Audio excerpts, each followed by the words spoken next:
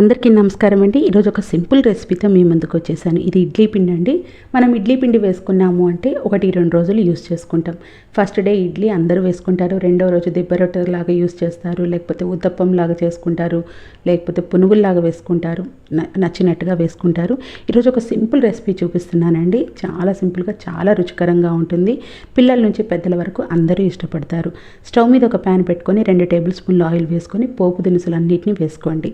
దీంట్లో కరివేపాకును కూడా వేసుకోండి. ప్రజెంట్ నా దగ్గర లేదు కాబట్టి వేసుకోలేదు, ఉంటే మాత్రం మీరు తప్పకుండా వేసుకోండి.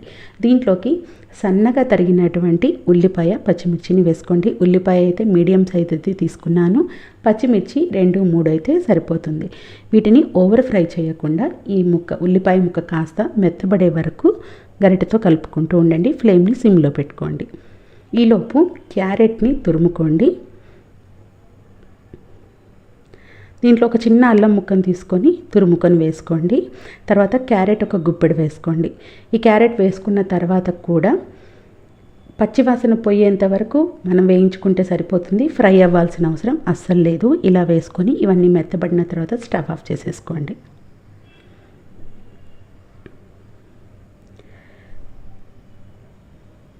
చూసారు కదా, ఇలా మెత్తబడిన తర్వాత స్టవ్ ఆఫ్ చేసేసుకోండి. ఇప్పుడు ఒక బౌల్లో కారపొడిని తీసుకోండి. మీరు కర్రీస్లోకి యూస్ చేసే కారపొడిని అయినా తీసుకోవచ్చు. నేనైతే ఇది డ్రై నట్స్, గుమ్మడి గింజలు, సన్ఫ్లవర్ సీడ్స్తో తయారు చేసిన కారపొడి అండి. అన్ని టిఫిన్స్లోకి, రైస్లోకి కూడా వాడుతున్నాను. చాలా బాగుంది. ఆల్రెడీ నా ఛానల్లో ఇది అప్లోడ్ చేశాను. దీనిలోకి కొంచెం గరం మసాలా, కొంచెం ధనియాల పొడిని వేసి ఒకసారి కలుపుకోండి. ఇలా కలుపుకొని పక్కన పెట్టేసుకొని స్టవ్ మీద ప్యాన్ని పెట్టి మీడియం టెంపరేచర్లో హీట్ చేయండి. ఈ టిఫిన్ మా ఇంటి దగ్గర ఒక బండి మీద టిఫిన్ సెంటర్ ఉంటుంది. దాంట్లో ఎక్కువగా సేల్ అయ్యే ఐటెం ఏంటి అని అంటే ఇదే. 4 ఇస్తారు 25 రూపీస్కి. చాలా చాలా బాగుంటుంది. చాలా తొందరగా సేల్ కూడా అయిపోతుంది. అందుకని అక్కడ చూసి నేను ఇంటికి వచ్చి ట్రై చేసింది. నాకు కూడా అలాంటి రుచి వచ్చింది. సో ముందుగా ఇడ్లీ పిండిలో ఏ పిండి కలపాల్సిన అవసరం లేదు. పెనము మీడియం టెంపరేచర్లో వేడెక్కిన తర్వాత మనం ప్రిపేర్ చేసుకుంది ఇలా పెట్టేసుకోవాలి. ఇప్పుడు దీనిపైన కాస్త పిండి వేసుకొని వీటిని కవర్ చేయొచ్చు. ఆ ప్రాసెస్లో కూడా చేసుకోవచ్చు, కానీ కాస్త మందంగా ఉంటుంది. ఇలా అయితే చూడడానికి కూడా పిల్లలు కూడా తినడానికి చాలా ఇష్టపడతారు.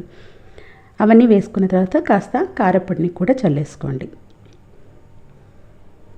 తర్వాత కొంచెం స్పూన్ తోటి లోపలికి అంతా అద్దేసేయండి. తర్వాత ఆయిల్ వేసుకోండి.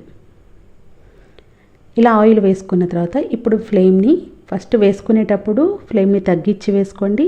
వేసుకున్న తర్వాత మీడియంలో పెట్టుకోండి. ఒకసారి 1 నిమిషం అలా చూసిన తర్వాత కింద ఒకసారి మొత్తం అట్ల కర్రతోటి వాటిని పైకి లేపండి. ఒకటేసారి టర్న్ చేయకుండా కొద్ది కొద్దిగా పైకి లేపండి. ఫస్ట్ ఈజీగా వచ్చేస్తాయి.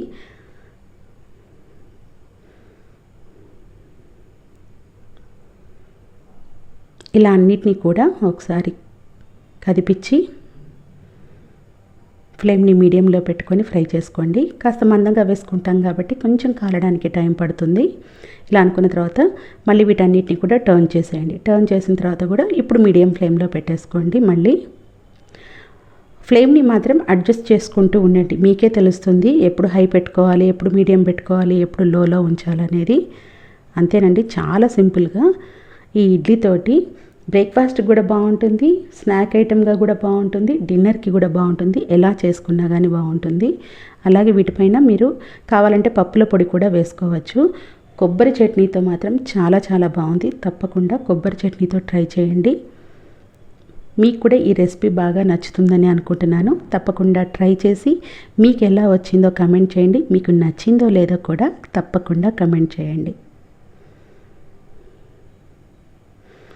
Thank you for watching.